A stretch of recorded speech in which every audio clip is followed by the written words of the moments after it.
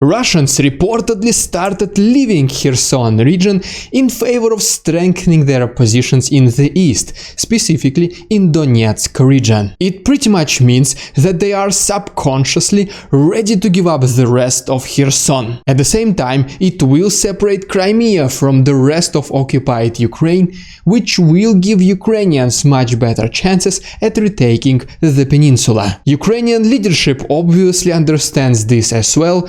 That is why they confirmed their plans to liberate Crimea. But more about all of this in just a couple of minutes.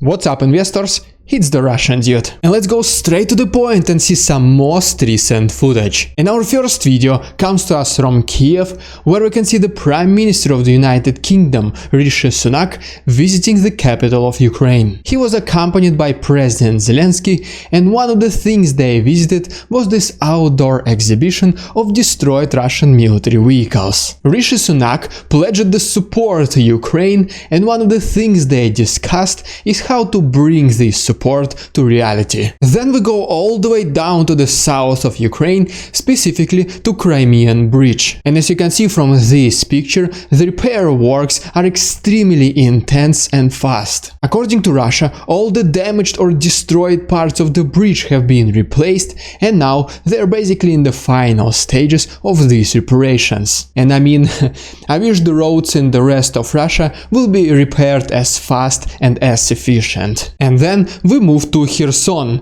where you can see from this video, the local residents finally started going outside. And once again, according to Russia, they were the ones who were liberating these people from Ukrainian Nazis. But somehow, mysteriously, whenever these Ukrainians invaded Kherson and captured the local residents as prisoners of war, the people became happy. I have no idea how the Russian propaganda will present this to the people of Russia, and I will leave it up to them.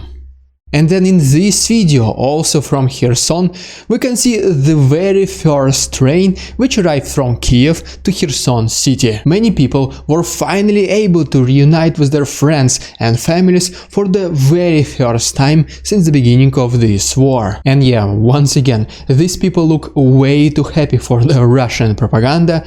That is why most likely you will not see this picture on Russian state channels. Or maybe they will say that these people are just the paid actors, as they usually do. Alright, and now let's quickly talk about the situation in the east. And to be honest, with the infusion of new Russian soldiers into this region, it is expected that the situation will develop extremely fast in the nearest future. And if you don't want to miss any of these updates, please consider liking this video and subscribing to my channel. You can also follow me on Instagram and send me a message, and I will reply to you. Alright, so back to the east, where according to the report by the Institute for the Study of War, Ukrainians concentrated their attacks along Svatove-Kreminna road. Both countries attempted their own attacks in this region, but it was only Ukraine which was relatively successful in the last several days. In addition to that, Ukrainians near Bakhmut were able to push the contested territory a little bit further, but the next day Russians were able to advance a little bit closer to Podhorodny. Ukrainians unfortunately also lost a little bit of territory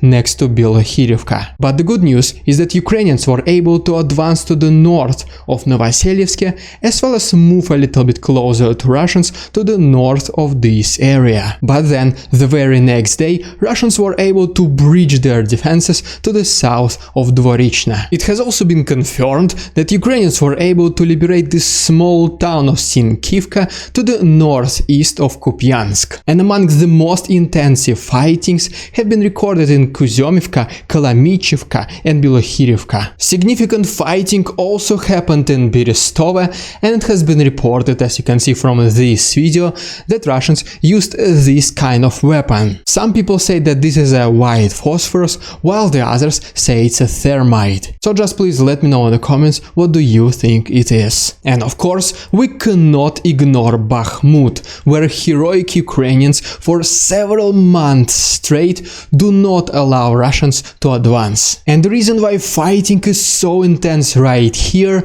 it is because Russians realize that potentially this is the only place for them where they can succeed. And they most certainly need to present at least one major victory for Russians to show that this whole war has a meaning. And because of this, Russians try to reinforce their positions in Bakhmut as much as possible, which also includes bringing new soldiers from Kherson. And we will talk about this in more details very soon. In addition to that, many military experts expect that Russia will do a second wave of partial mobilization. So you pretty much can see that the cost of taking Bakhmut will be extremely high for them. But I mean, come on, just think about it. The first wave of the partial mobilization was only able to slow down the advance of Ukrainians in the east, which basically means with the next wave of these fresh conscripts who only went through military training for 1 week or less, I don't think they will do much either. But then you also know that one of the biggest Russian military groups in Bakhmut is Wagner, which mainly consists of prisoners. And according to the same report by the Institute for the Study of War, the number of prisoners in Russia since January 2022 decreased by 6.5%, which shows you that Wagner is actively recruiting. But Ukrainians obviously do not forget about their Bakhmut heroes, and they also send their reinforcements to this city. And one of the biggest advantages of Ukrainians in that place is that the majority of Ukrainian soldiers are already experienced, battle-hardened veterans. And they're mostly fighting against low morale and low discipline prisoners,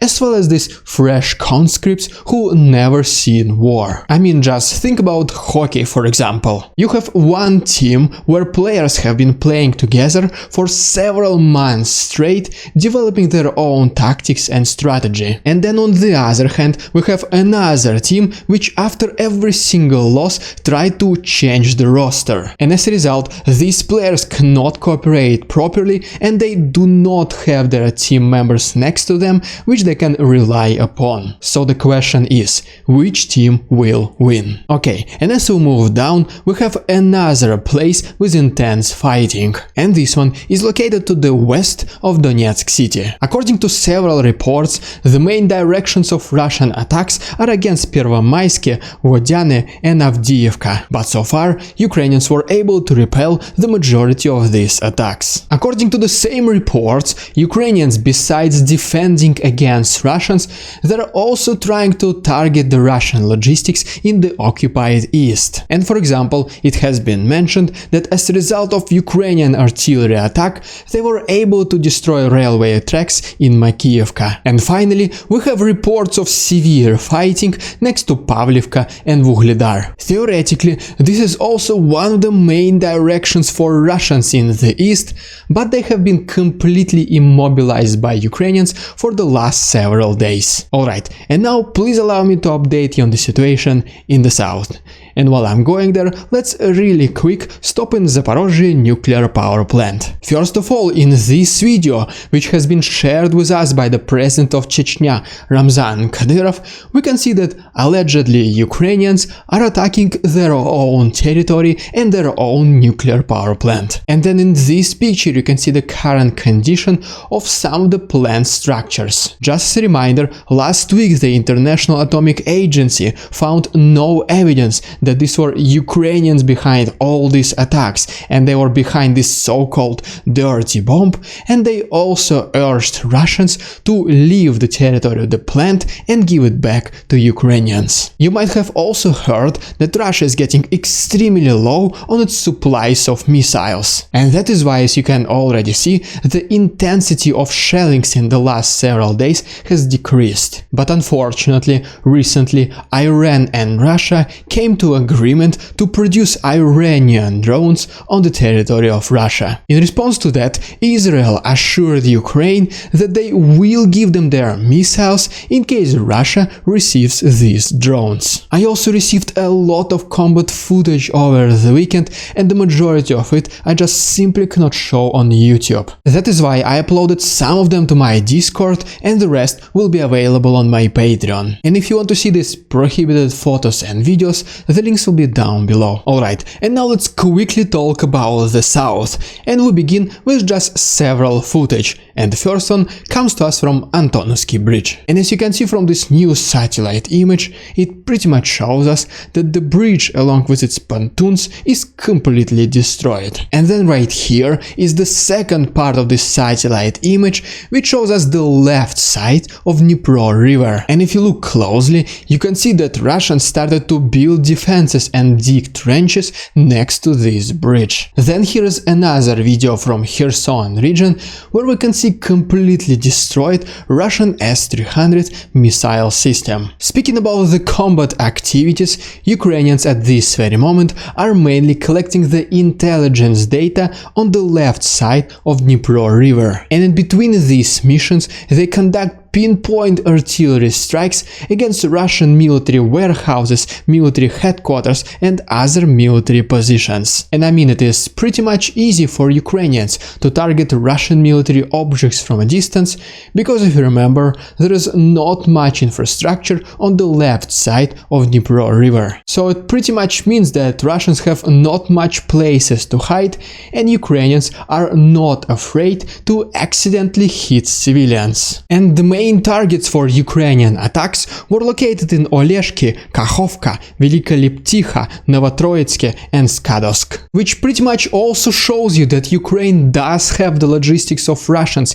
in this region under fire control, since the majority of these roads and highways are located between these cities. But Russians did respond by shelling the right side of Dnipro river, and as you can see from this video, one of the affected areas was this small city of Belozerka, where reportedly humanitarian support was given out to local residents. Seeing all this, the Vice Prime Minister of Ukraine, Irina Vereshchuk, has proposed an evacuation for civilians. But the main difference with Russian forced evacuation/deportation is that this Ukrainian evacuation will not be mandatory. The authorities will explain all the risks to the local residents, is that there is a possibility for massive Russian shelling, and then they will leave it up to the residents to decide whether they want to leave or not. And there will be support for those who do decide to evacuate. And so, now to the most interesting part. According to the same report by the Institute for the Study of War, Russian officials, along with the military leadership, are getting increasingly concerned about this upcoming counteroffensive of Ukraine in the south, which is pretty much exactly what I was talking about in my last several videos. And one of the main assumptions that I was making is that Russians will decide to save these forces and use them somewhere else, where they allegedly have more chances. It started with Russians retreating 10 to 15 kilometers away from Dnipro river, and then some of them were even relocated to Armyansk and Khynichensk. And as you can see, Khynichensk is pretty much right next to the border of Kherson region, while Armyansk is located already in Crimea. At the same time, there was some activity by Ukrainian partisans in Kakhovka and Oleshki, and they even attempted to cross the river in Achakiv to Kinburn speed. Yes, right now Ukrainians are only preparing to cross Dnipro river, and at this very moment they're collecting the intelligence data and trying to destroy Russian military objects from a distance. And this is already enough for Russians to pretty much subconsciously give up the rest of Kherson region and start retreating to the next major city in the south. And according to several reports, Russians already started this mass withdrawal from Kherson to Melitopol. And at the same time, according to the head of Luhansk region, Sergei Haidai, Russians are using these soldiers from Kherson to reinforce their positions in Luhansk and in Donetsk, which once again confirms the statement all the way from the beginning of this video about the importance of Bakhmut. At the same time, this mass migration has only started. That is why I think that it will take some time for Ukrainians before they can launch this counteroffensive. And yes, if you don't want to miss it when it starts, just once again, please subscribe to my channel. It only takes one click. But besides practically leaving Kherson defenseless and basically giving it up in favor of the East, what do you think else will happen? That's right, as soon as the rest of Mykolaiv and Kherson region are liberated, this will leave Crimea to be completely separated from temporarily occupied territories in Ukraine. Which means that there will be no more logistics between Crimea and Kherson. Russians will no longer be able to resupply themselves in the south, which will leave this area even more defenseless. And the only logistical route which will be left for Russians to bring the military equipment in mass will be through Crimean Bridge. But as we have already seen it, it is not as protected as it seems. And because of all this, according to the head of the President's Office of Ukraine, Andriy Yermak, he is certain that Crimea will be retaken. At the same time, according to the Lieutenant General of the Russian Army, Andrei Gorulev, Russia must prepare severe defenses of Crimea and treat this extremely seriously. But then, according to the Ministry of Defense of Ukraine, Oleksiy Reznikov, Ukraine might be even able to retake Crimea without a fight. And if this happens, this will be most likely due to internal crisis in Russia. And what he mainly refers to is to this huge division, panic, uncertainty and chaos inside Russian leadership, all because none of them were prepared to this huge morale and spirit of Ukrainian defenders. And if you want to support my work, please consider becoming my channel member, use a PayPal link or become my Patreon, where you will receive additional content. You can find all the useful links to the right and down below. Thank you so much for your attention, товарищи, and see you tomorrow.